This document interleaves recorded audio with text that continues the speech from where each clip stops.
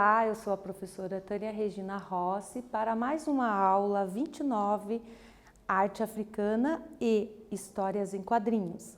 Não deixem de acessar o Classroom e validar a sua frequência e retirar as suas atividades através da aula Paraná, conforme o seu cronograma da sua escola. Vamos embora para a aula? Na aula passada, nós tivemos um contexto histórico da arte africana, que foram os grupos da África saariana e África subsaariana, pintura corporal e facial africana, tecidos, tear, estampas, paralelo com a pintura corporal indígena brasileira e arquitetura. Vamos ver o que temos hoje?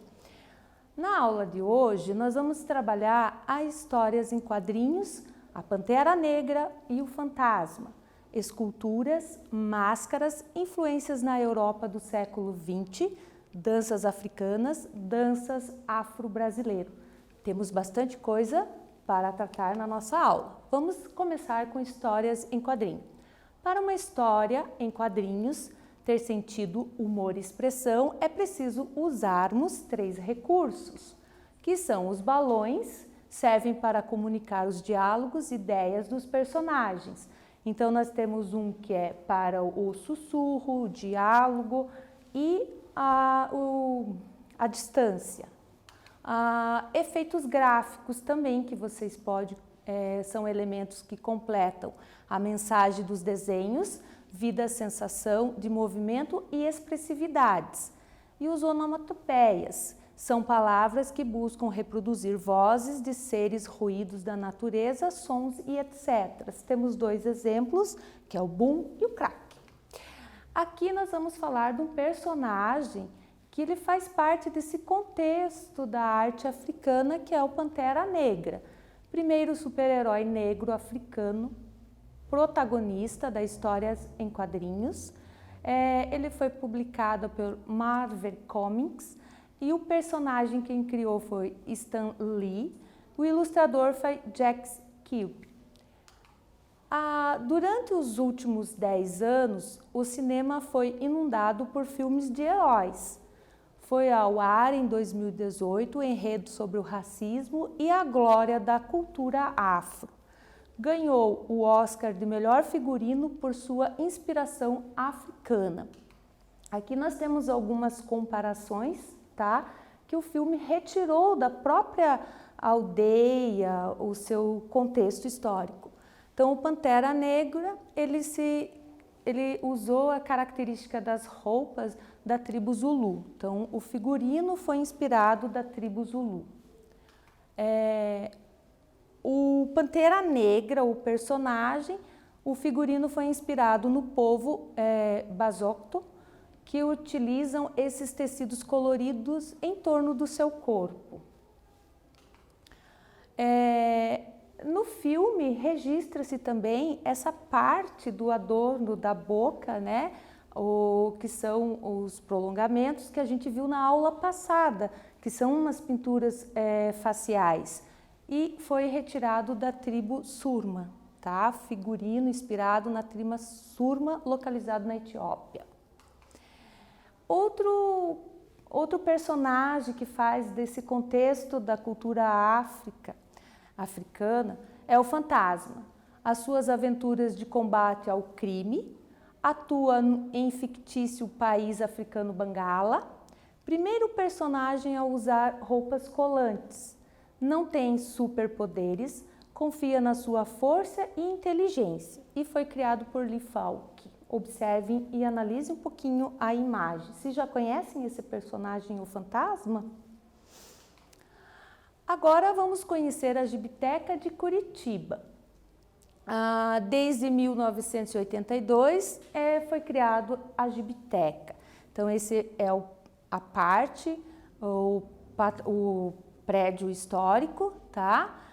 E agora, através do Flúvio Pacheco, vocês vão conhecer um pouquinho da história da Gibiteca. Eu peço para vocês prestarem bastante atenção, que tem bastante informações, tá? Vamos lá?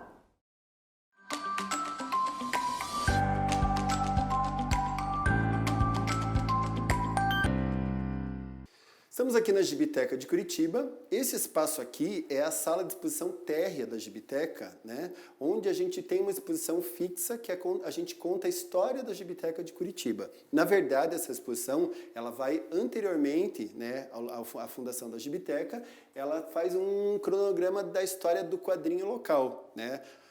Para vocês terem ideia, ela começou em 1888, né, quando teve a primeira publicação aqui em Curitiba, que se chamava Gaveta do Diabo, né? E daí aqui a gente faz essa linha do tempo com as principais publicações e eventos que aconteceram aqui na cidade. Então a gente tem alguns artistas famosos, como por exemplo o Poti Lazarotto, que é um dos maiores artistas aqui da capital, que começou a carreira com quadrinhos, né? Então aqui a gente tá o Homem Relâmpago, né? A gente tem também o álbum do Zequinha, que foi muito popular desde os anos 30 até os anos 80 aqui na cidade de Curitiba. A Grafipar, que foi a maior editora do Brasil, que ela foi fundada aqui em Curitiba, né, a Grafipar, e na época fez muito sucesso, tanto que vários quadrinistas vieram morar aqui na cidade de Curitiba só por causa dessa editora.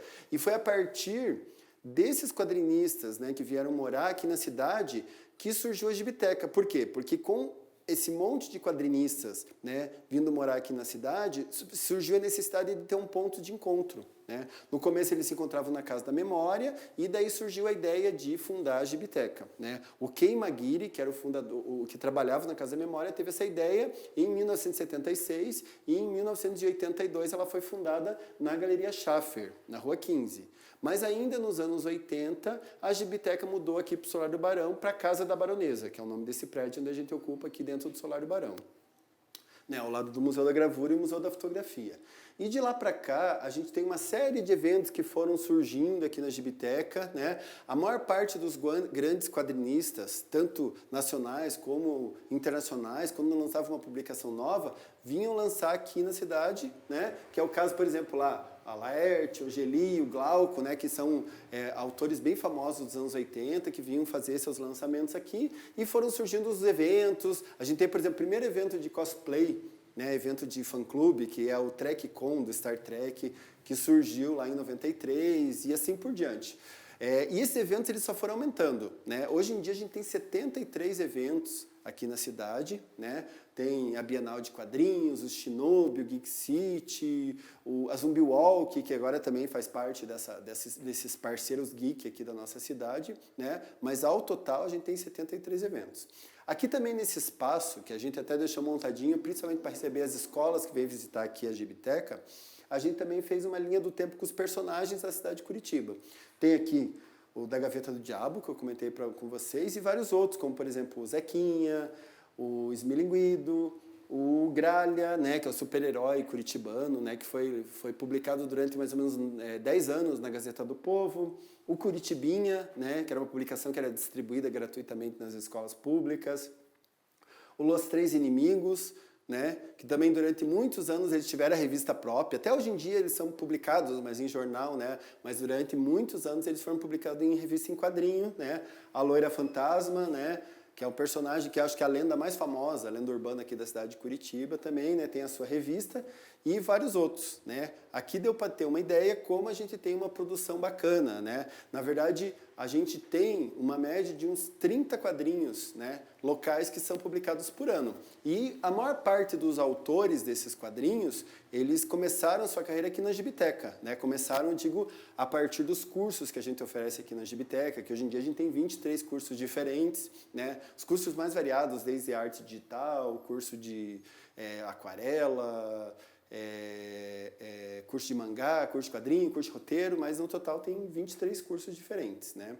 E a Gibiteca, então, por causa de tudo isso, ela acabou virando esse polo da cultura geek aqui na cidade de Curitiba, né? Como eu comentei com vocês, hoje em dia, assim, a gente tem, além dos eventos, também lançamentos, debates, né? A gente pelo menos faz uns 10 debates por ano, assim, das mais variadas temáticas, né? Então, se você tem interesse, né, de se envolver mais com esse mundo de quadrinhos, tanto para produzir ou só para conhecer um pouco mais, a Gibiteca aqui oferece, né, um grande conteúdo dessa produção local.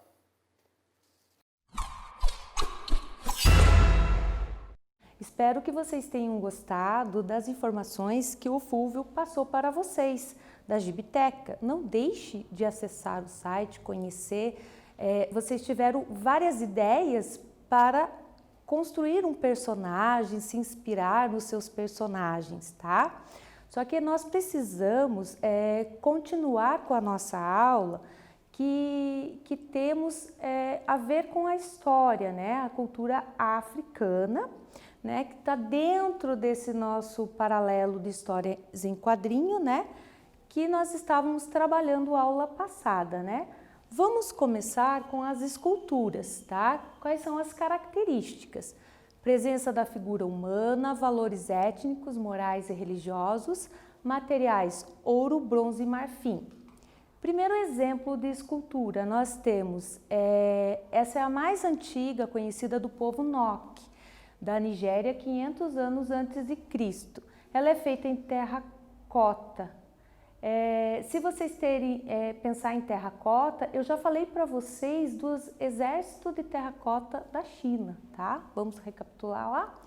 Outro exemplo, olhos e boca são normalmente perfurados também nas esculturas, tá? Vocês podem observar os detalhes dos olhos, da boca perfurados. Mais um exemplo, posicionamento frontal, cabeça em formato cilíndrico, esférico e cônico. Cabeças em maiores proporções em relação ao rosto do corpo. Essa é uma obra de arte, né, que está no museu.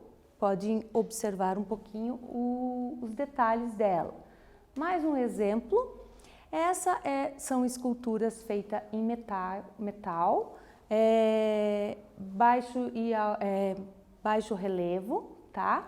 Eu coloquei destacado do lado esquerdo uma peça para vocês verem o trabalho que é feito em forma de zigue-zague, os adornos que o artesão tinha para fazer essas esculturas. Mais um exemplo, esse é Malidagon, do século 16 e 20. Povos do Sudão, revelava um indivíduo de altos status, essa escultura. Segura uma lança, carrega uma adaga, uma bainha, né?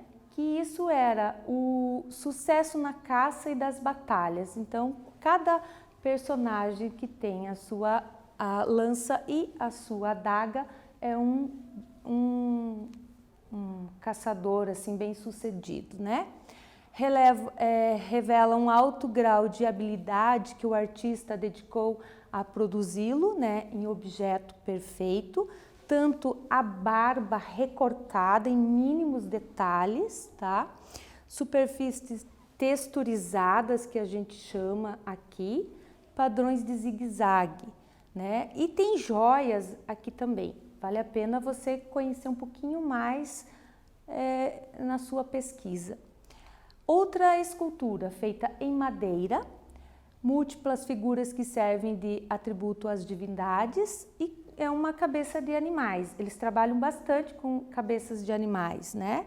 Essa é uma escultura da tribo Makonde, da África Oriental, mais ou menos 1974, tá? Observem que também tem as suas texturas, seus detalhes trabalhado nessa escultura.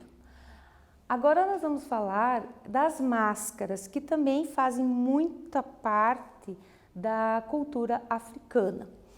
Representar um disfarce para as incorporações dos espíritos e adquirir forças mágicas, significado místico sendo usadas nos rituais e cerimônias, né? Casamentos, funerais, ritos e iniciação.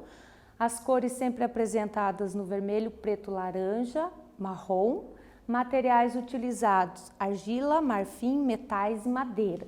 Agora nós vamos ver alguns estilos de máscaras africanas. Essa é a máscara do cerimonial de Dogon. Vocês podem observar que elas tem sobreposições, tá? Essa é mais um estilo de máscara nigil, Gabão dos Camarões, madeiras colorida com caolim, né? Caolim é um mineral, tá? E ela tá no Museu de Berlim. Essa aqui é mais um estilo de máscara que é Bangogo, região central do Congo. Ela é feita em madeira. Então vocês podem observar que a madeira também é bem trabalhada nas suas texturas, tá? Mais uma máscara, Mistongo, grupo étnico-cultural das terras altas do Gabão. Observem que nessa parte eles usam palhas, né, na máscara. Mais uma máscara, o Abele, do povo Senufo, ele está no museu. Observe que essa máscara ela é considerada uma zoomórfica, tá? Ela é feita de metal também. Mais uma máscara do Wash Amboy Mask, ele está no Museu do Brooklyn. Observem que mudou a textura. Aqui é couro, né? E ela tem uma saliência de plumas, né? Ela é riquíssima em detalhes. Mais um estilo, é considerado máscara em capacete, Sand Society, está no Museu do Brooklyn, feita em metal também, tá? Influências.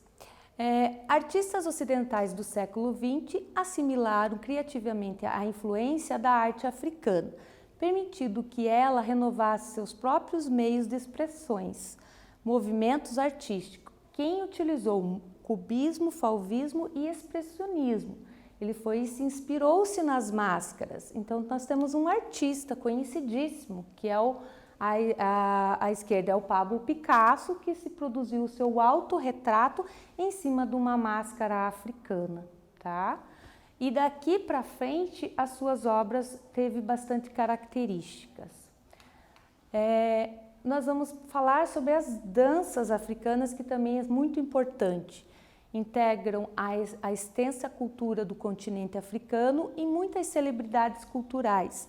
Fazem parte da vida nas aldeias, as características de estar em contato com os seus antepassados. Então, ela é uma dança artística, diversão e colheita. Aqui nós temos uma imagem, uma apresentação de dança africana no Porto Elizabeth da África do Sul. Observe que os pés estão sempre conectados ao chão e atrás tem um tambor crioula que é utilizado.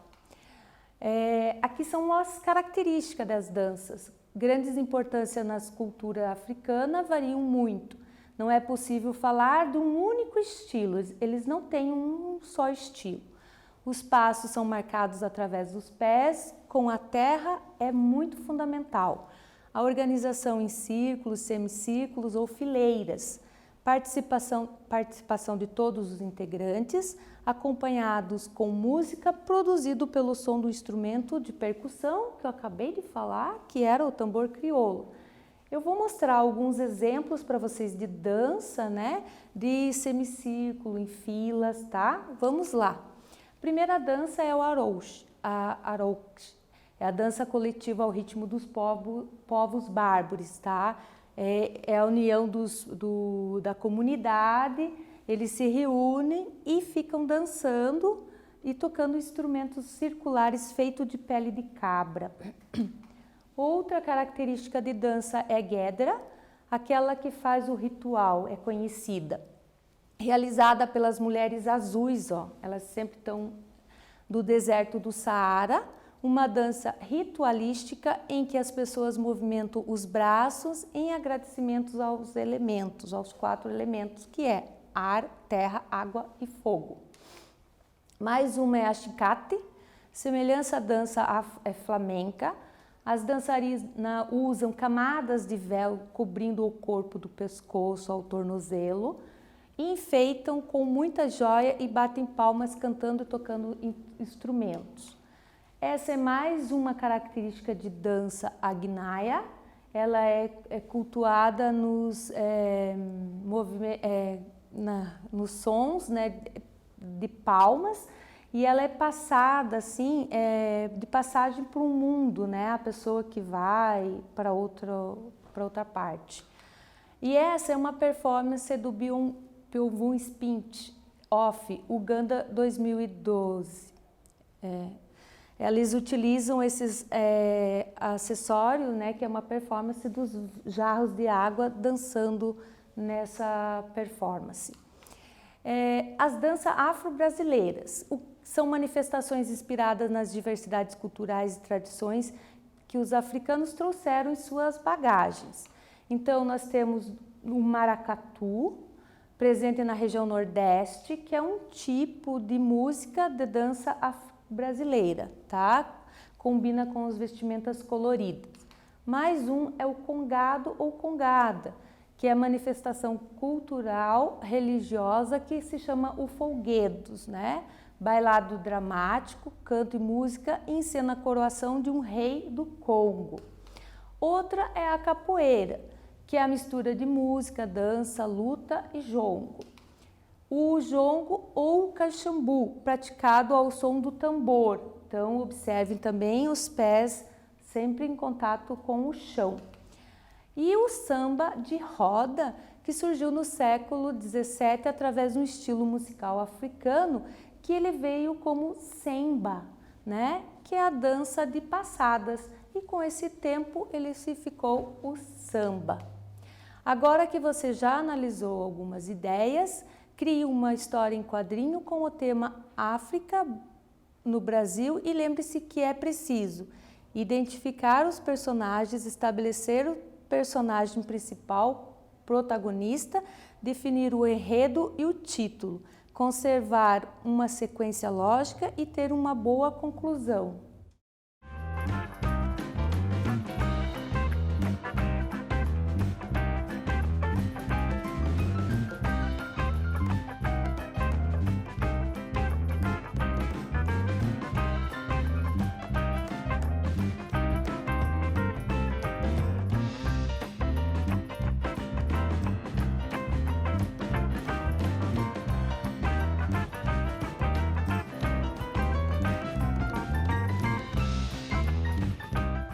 Vocês observaram que nós só tivemos uma atividade, que foi o exercício praticando, a qual vocês vão ter que fazer uma história em quadrinho utilizando o tema da cultura africana, que vocês tiveram 2 aulas, a parte 1 e parte 2 hoje. Eu vou mostrar um estilo de como eu esboço minha história em quadrinho. Pego uma folha, dividi em 4 partes. Vocês podem fazer 6, 8, o quanto vocês tiverem habilidade para fazer. Então, eu construí a divisão com linha do horizonte, ponto de fuga e estabeleci as estruturas onde eu vou determinar os meus personagens. Eu peguei alguns elementos da arte, da cultura africana. Isso aqui é uma árvore que é a baobá. Ela tem 30 metros e 9 de diâmetro e peguei alguns elementos que eu vou começar aqui. Lembre-se que os olhos são de cartoons. Então, a minha história está aqui, finalizada. Ela tem um início e tem o seu contexto. Eu só fiz um quadrinho. Agora, vocês vão precisar anotar em seu caderno o que eu vou passar aqui, porque é muito importante. Essa atividade vale nota. Então, aqui, para finalizar o trabalho, siga as orientações abaixo, combine com o seu professor onde e como ele quer receber. Ou é na escola, por e-mail, WhatsApp ou outra forma que eles definirem para avaliar o seu trabalho. Tire uma foto da sua produção em seguida, verifique se ela está em PG ou PNG. Então vamos lá, isso é para vocês anotarem. Envie por e-mail para a Semana do Conhecimento, sede@escola.pr.gov.br, para que possamos divulgar o seu trabalho nas redes sociais com #SED, Semana do Conhecimento, #Arte Primeira Série. Em assunto, por e-mail, coloque Arte Africana e as histórias em quadrinhos e no corpo do seu e-mail, seu nome completo, colégio em que estuda e a cidade. Isto é muito importante porque essa atividade vale uma nota. Não deixem de praticar e fazer essa atividade. Vamos lá? Copiando?